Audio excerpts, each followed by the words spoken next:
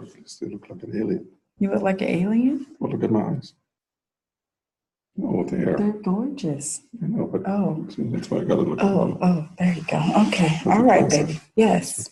So this episode of what do we call ourselves? Business and marriage, marriage and business, whatever we're doing. We're coming to you guys to discuss our weekly discussions. Now we try to keep it weekly. The thing is we have life and business and our child and business and then life. So when we are able to record, we record. So many of you know that Rudi is from Germany, and you gotta look at that camera, baby, not that camera, that camera. Look, anyways. And so he has not gotten his U.S. naturalization or citizenship yet. And as of yet, we've had some situations where it has come into play. But I do get people who I've shared this with have asked pretty much why is he not an American citizen? He's been here since 90. And he still has not become an 92. He hasn't become a U.S. citizen. So I figured Rudi would share because I do know it is going to be a difficult thing for him, I think, which is kind of the reason why he hasn't done it subconsciously, that whole wife subconscious thing, as to why he hasn't actually done it. But you can tell us why you haven't, baby. Oh, no, it was just a very practical thing. I mean, first up, I am legal. Let's get that straight. Right. I'm a legal alien. I have a green card and all of those good things. Before you can apply for citizenship, if I remember that, you had to be here 5 years legally. I mean, I've passed that. Yes. And then it was never really a big thing, simply because the only difference would be for me that I cannot become a police officer. I cannot vote, and I cannot do jury duty. So those are the three differences.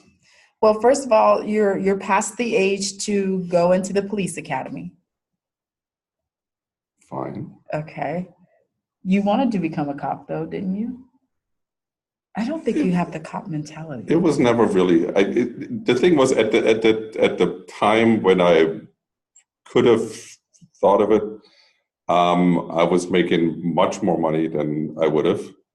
I didn't have to wear a uniform, and I didn't have anybody tell me what to do. Baby, when you got dressed that one time we watched you to go to work, it's my uniform. Let's go with that. You put on armor. A bulletproof vest. You put on a neck thing. You had on gear, like riot gear. You saw how Celine and I looked at you. We didn't even say anything. We just stood there and just stared like, what are you doing? Yes. Well, I saw, my kind of uniform that I was wearing. But, nobody could order me around, that kind of thing. So it wasn't really at the time a big deal because, I was not that crazy about jury duty to actually be missing out on that. I understand that. So it wasn't really a big deal. It's the other thing is it's a lot of paperwork, of course. You got to put some cash out up front. That's the reason why you haven't done it? So it was just a lot of work, and it wasn't really, the benefit from it wasn't really a big thing at the time. Oh, the benefit. At the time, and is it because that Germany will not let you have a dual citizenship? Yeah, Germany is one of the countries where you don't have a dual citizenship. Having a dual citizenship with Germany is very, very complicated on the German side. Is it because you don't want to relinquish that passport? Or that you have to release that citizenship? I would have to relinquish the German citizenship. Maybe subconsciously at the time, if you travel throughout the world with a German passport, it's always better than with an American, actually, especially nowadays. But was that like a little underhanded? No, that's common knowledge. Everybody knows that if you're American and you're overseas. That's people that pretend to be Canadian. So that's just common knowledge. Yeah, but it was just never really a thing that came up. That was a big deal. I said I was going to do it when we got married. When we got married, that was one of the projects. It's still on my list. It is on your list. So I have it firmly in my view to do it next year. Because for me, the big thing is actually voting. Voting for me is a big deal. Funny side fact to that, I am now 51 years old and I have never ever voted because I was never eligible to vote. What's the eligibility to vote in Germany? Here's the funny part.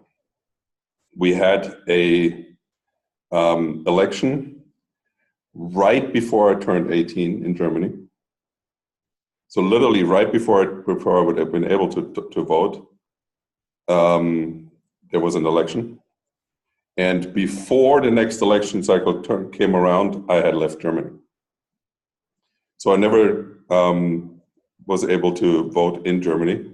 And then ever since I've been an alien, legal. I've been an alien, so I've never been able to vote.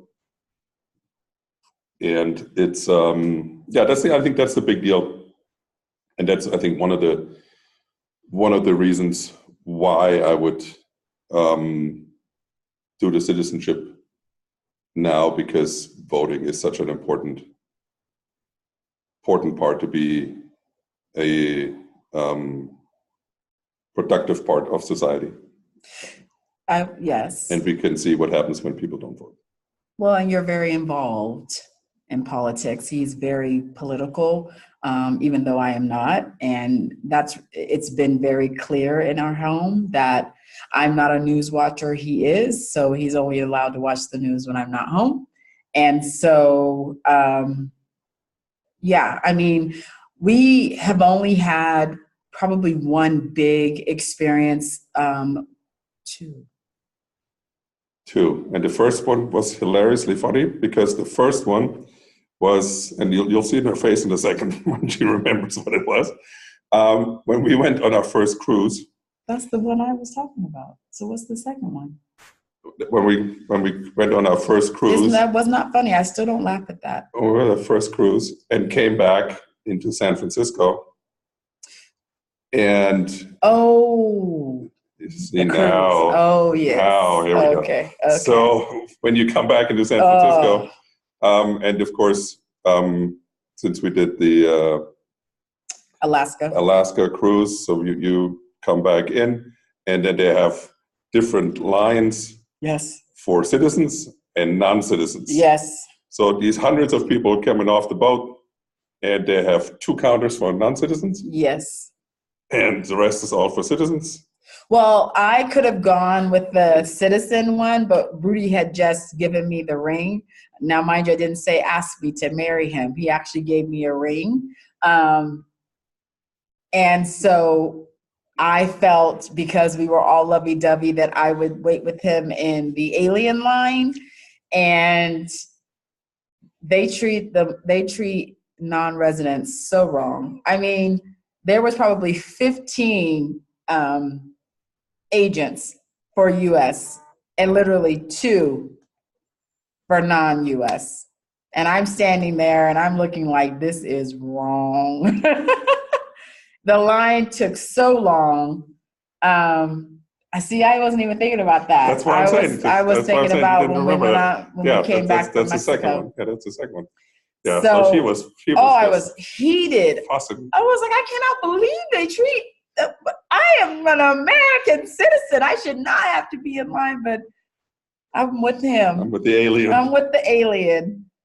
And so, yeah, if some of you guys didn't catch that, Rudi never really asked me to get married. He just told me to put the ring on. And really, he told me to put the ring on because on that cruise, on our way down, we were not married yet. And I told him, I said, I'm a free agent. So if someone wants to buy me a drink or ask me to dance, I'm a free agent. So I'm going to have the drink or I'm going to dance with them. And then this is the look that I got. And it was really right before we went to dinner, and I had my really nice dress on, and he's going to sit there and just look at me. And I said, I'm a free agent. I don't know what free agent means in German, but free agent in US to Stephanie and Laynes. Oh, I'm a free as a bird. Look, this is cool. I'm on vacation. Yeah, I came with you. We may be in the same room, but I'm still a free agent. So, and then he gave me a ring and said, put it on. We're shutting that down real quick. You've never had any. I laugh at him all the time because from day one, I have kept Rudi on his P's and Q's. Haven't I, baby? Yes. Very much so. So I think that kind of shocked him because we got on the boat, everything was great. And then I said, ooh, it's gonna be nice. You know I'm a free agent. And then that's the face. I'm like, what do you mean a free agent? Oh, I'm free. So that was our first experience. That was the first one. Second experience came out of nowhere, really. We thought we had everything, all of his paperwork, his card, because they expired. He has to submit all the information. We had already been married. So I think, he had to show proof we were married, right? Yeah. No, I had reapplied for my green card. Right. And because it takes a while for the process to go through, they just put a sticker on my card, on my existing card, to extend its eligibility. So when you come back from international outside the US, right, all you got to do is basically with your passport, you just had to scan it. Right. And with my green card, all I had to do was scan it too. That should have been it. It wasn't. It wasn't. So you scan it and set off this alarm, and Rudi's behind me. I'm doing my thing, of course. We had just come back from a beautiful vacation in Mexico, and two agents come and pull my husband out of line. And of course, I'm looking at him walking all the way, and he's not saying anything because he's gone into military mode where his face is stoic and his nostrils are flared, and I'm looking like, do I stay? Do I go? And of course, I get right on the phone. I'm calling my family. They took him. And I didn't even know what was going on. And you're so helpless. I mean, the agents are not helpful at all. They just told me to sit down in this corridor where I had to sit and wait. And I was by myself. Like, there was other people that were waiting for other people just because they were taking too long. But Rudi was back there for a good, 2 hours? No. Yes, baby. Yes. And I didn't know anything. They didn't tell me anything. They just said, sit here until someone comes and talks to you. So, no, I mean, and the thing is, I know everything was fine because, like I said, I just went through the whole process. And we made sure before we left. Went through the whole process, went through the whole paperwork, so I know I was legal. It was just literally a matter of getting the new card in the mail. In the system, and then, so then they put you in a room and you sit there, and there's a bunch of other people sitting there, and I'm the only one sitting there looking like this. So of course I walk in, everybody looks at me like, why are you here? Why are you here? And the agents behind bulletproof glass look at me like, okay. And then you sit, and then they go through whatever they go through, and I'm just sitting there, and I'm like, because I know this is just a matter of time, but it's just a waste. I didn't know anything, and I'm out here just pacing and trying. And then the sad thing is, I don't even know who to call or even to ask. I mean, the agent that was outside was so rude, and he wasn't even talking to me. He's like, "You have to wait. I don't know anything. They don't update me anything. All you need to do is wait." And I'm just like, I can't even ask a question. Like, do I go get my luggage and then come back, or?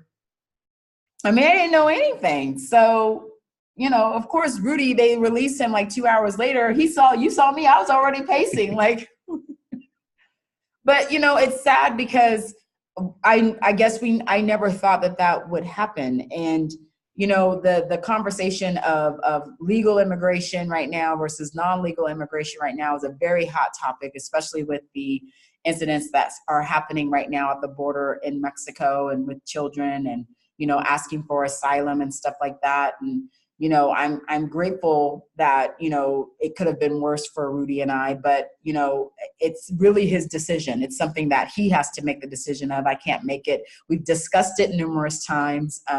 It hasn't really ever been an issue financially. It hasn't ever been an issue because we pay taxes. And he has Social Security card and, so all of that. But it's been when we've traveled that we've really had experiences that I probably would have never experienced because I am a U.S. citizen. So for me, seeing it and experiencing it from his point of view, it's definitely disheartening. I mean, when I stood in that line when we came back from the cruise, I was irritated. I'm like, this makes no sense, and it's sad because the people that were in that line were like, this is what we're used to. And it's kind of sad. I mean, I was mad. I'm like, y'all got 15 agents over there and there's only 2 and you see all of us coming?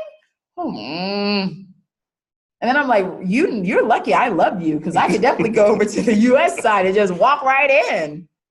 And she voiced that numerous times. Oh, I absolutely did. And I had my hands crossed and I'm like, this is some bull right here. But the other experience that we had when we flew back in, and like I said, we came back from Mexico, it was very eye-opening to understand how it can be very stressful because you're unaware of really anything. They really didn't even say anything to Rudi when they came over to him. I guess he set off some kind of silent alarm or whatever, and 2 agents just came over. And of course, Rudi's bigger than the agents, so that was kind of comical. But still, I was just like, and I understand bureaucracy and I understand how these things go. And for me, again, at that point, it wasn't a big deal. I wasn't really concerned at that point either because, as I said, I'd just been through the whole process. I know I had, was on legal grounds. The problem that I'm seeing right now, and why this is now a little bit more in the forefront of my thinking, that we have a current administration that actually goes after green card holders. Right. And we've seen that in the news that people who've been here a long time fall victim to these things. Again, I mean, I'm here absolutely legally. I'm not an asylum seeker. I'm not a refugee or any of that. Right. I've been here now over 20 years, and without any kind of problems. But just to make things easier, I think is the point that I'm going to do the citizenship, and that I'm going to be able for the next election be able to stand up and vote, and that then becomes a big deal. But it's just I mean, like, again, I've been here so long, I don't foresee or plan to ever live anywhere else or with anybody else. Good enough. So that's why it's going to be something that I do. Again, up till now, it wasn't a big deal. I mean, there was really no difference except that I can't do jury duty, and that's, some people see that as a plus. So it wasn't, that was literally the only difference. Well, I think now, and I've spoken to, yesterday I actually had a conversation with a friend who's from Brazil, and she was saying the reason she got her citizenship is because she has children here, and in the event something happens to her and they were doing their estate planning, the government would take her assets first before allowing her family to decide for the assets. And so, as we continue to grow our empire and we amass things, I would like Celine to be able to have, because we're together, have whatever we leave to her and not have to fight the government for it. Sure. So yeah. But I'm glad we're having the discussion, because I have a lot of people, including family members, who are always like, Rudi's not from the U.S.? No, he's from Germany. He's not a U.S. citizen? No, he's from Germany. So he's not no. Yeah, and the funny part or the messed up part is if I walk into get my papers and get that settled, if I walk in with her, they're going to talk to her first. Right. So. Yeah. But yeah, I mean, so those were our two, I think the two big citizen related issues. The two things that it kind of hit you. They hit me real clear for the first time. And I even told Rudi after both of them, like, and we want to travel outside of the U.S., obviously. So it's like, I don't want to experience this every time we come back into the U.S. because we travel. I mean, it's stressful. It's stressful. So until next time. But then I'm not going to be an alien anymore. You can be my alien. No. Over your head. It's okay. Mark and Mindy. He wasn't. Isn't this the Vulcan? No. Isn't this Vulcan? That's Vulcan. This is Vulcan. So why did you do Mork and Mindy? And Nanu. This is also Nanu? Both. Just. Bye, guys.